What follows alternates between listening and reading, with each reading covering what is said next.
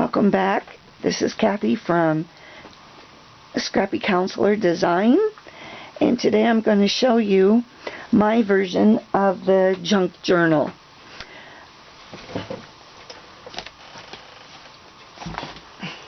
First of all, I apologize for my voice. I am sick, but I thought I have nothing to do, so I'm going to upload this video. Anyway, I went around the house in my scrap room, picked up various different items that I could put into my journal. I have some brochure holders, some pillow boxes, a sleeve for a book, pharmacy bag, some lightweight cutouts. I have paper bags, all different sizes. I picked up most of these at Michael's. And then I have some card dividers, anyway, these are older ones, which I still think they're pretty cool though. Wished I knew where to get some. I have some paper taken from a notepad, and then I have some notebook paper, notepad paper again. I have a couple frames that you put photos in, but what I like about it is that by closing up, you could either leave it closed up or leave it so you can open it.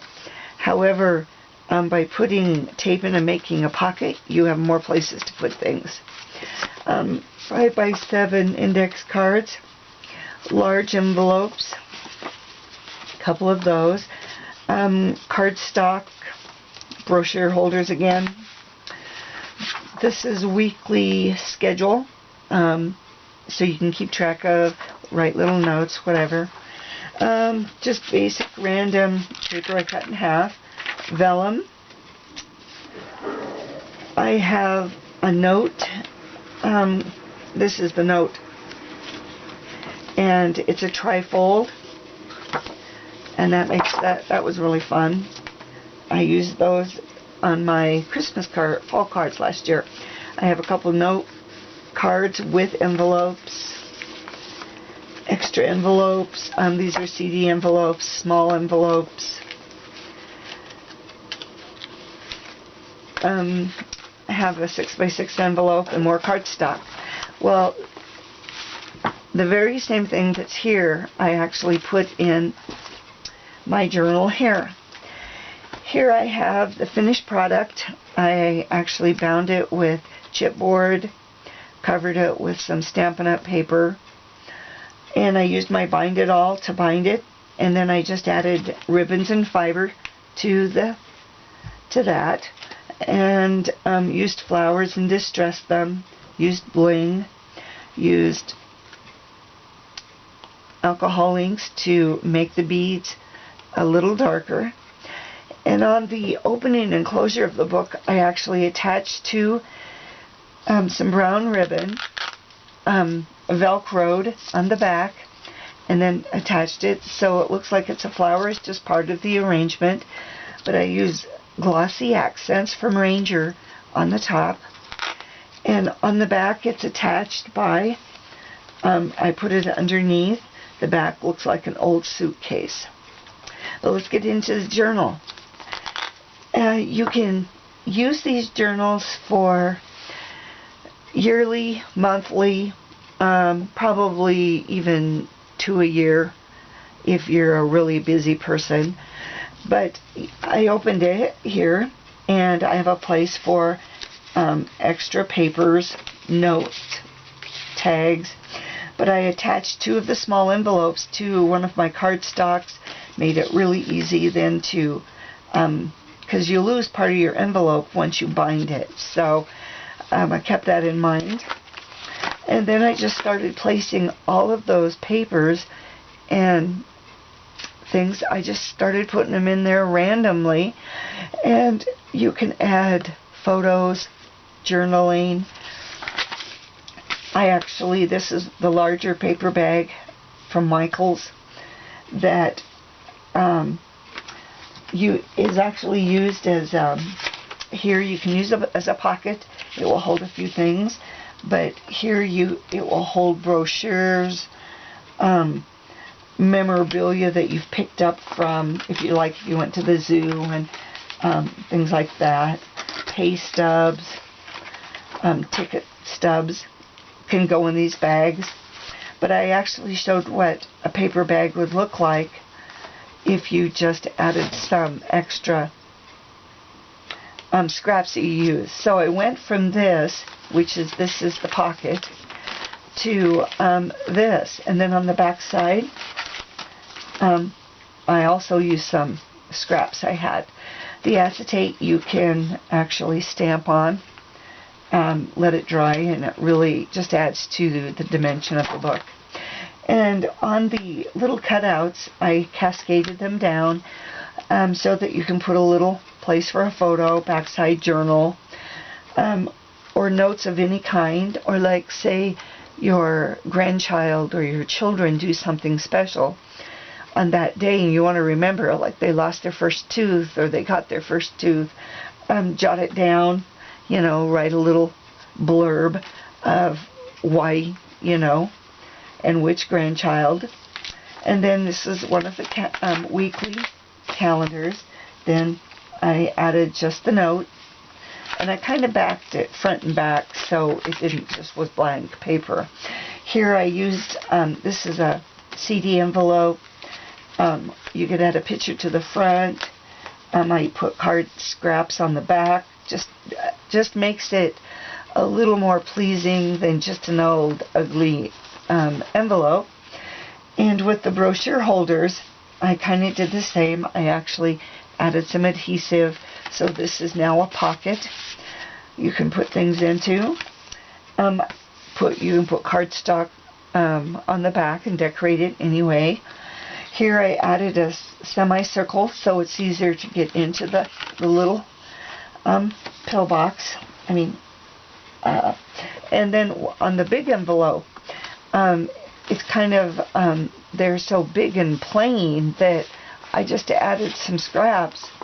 And so I went from this to this in just using scraps. That they don't have to match anywhere in this album. Nothing has to match. So I added, just open the flap, you put things in. The back side you could also decorate in the way that you'd like. I haven't decorated this, but I am going to put some cardstock for pictures or journaling. Make this a pocket by just adding tape or adhesives to each end. And then you can decorate it like I did the back. I actually put some paper on the back. And then the envelope, the picture, I kind of made it so you didn't have to go through it. I put a half circle. You can insert your photo right there. On the back side, there is a pocket you can add things to. So there's no rhyme or reason to this book. It's whatever you feel at the moment. I decorated, and by putting this horizontal, you can get into and put stuff in it. I added I made this tag, did some extra decorative punches from Martha Stewart. And then the envelope you could decorate. And if you want to save some of the note cards you get from special people, this is really a great place to do that in, because like those big envelopes, they would hold any note cards or Christmas cards that you'd like to keep. And just for notes and journals taking, I folded the ends down on this index cards. I made them into two little pockets.